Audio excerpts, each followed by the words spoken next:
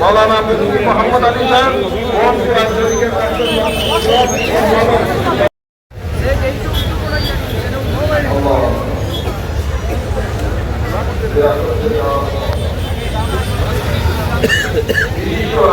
সাহেব তত্ত্বাবধানে আসাম সরকার যারা পরিচালিকায় যাদের নাম অন্তর্ভুক্ত হয়েছে তাদেরকে সার্টিফিকেট প্রদান করবে, আর যাদের নাম তালিকাভুক্ত হয় নাই তার কারণ জানিয়ে দিতে এই যৌথ বার্ষিক সম্মেলন আসাম সরকারের কাছে দাবি রাখে।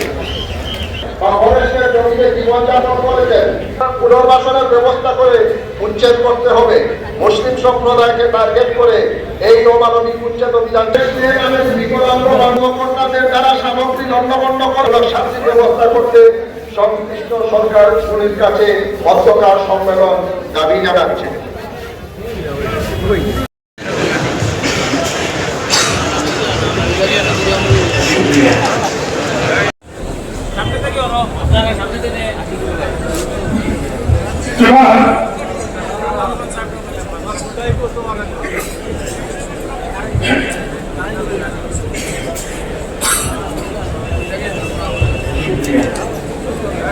পুরস্কার নেওয়ার পদ্ধতি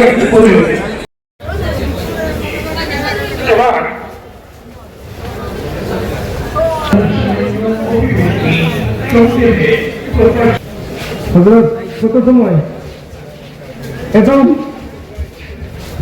কত সময় ইনশাআল্লাহ আমি চেষ্টা করব যে 5 মিনিটের মধ্যে আমার বক্তব্য শেষ করতে। আমি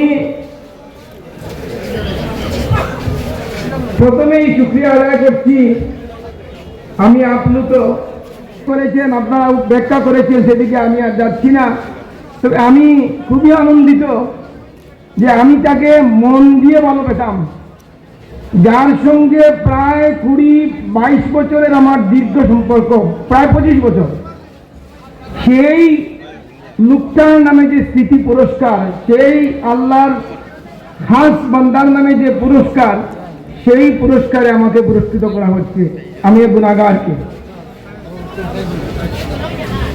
আমরা সবাই মিলে একবার হযরত আল্লামা তৈয়বুর রহমান ভুইয়ার জন্য মাগরিবাত কামনা করি এবং দোয়া করি আল্লাহ তাকে জান্নাতুল ফেরদৌস নসিব করুন, বলুন আমিন। আমি প্রথমেই স্মরণ করছি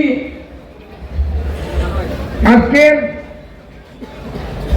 এই মঞ্চের প্রাথমিক পর্ব যিনি তৈরি করে গিয়েছিলেন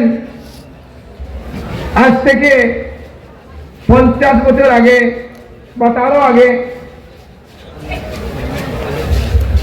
প্রথম আমির শরীয়ত হযরত মৌলানা আব্দুল জলিল চৌধুরী সাহেব, তাকে তারও মর্যাদা বৃদ্ধি হোক,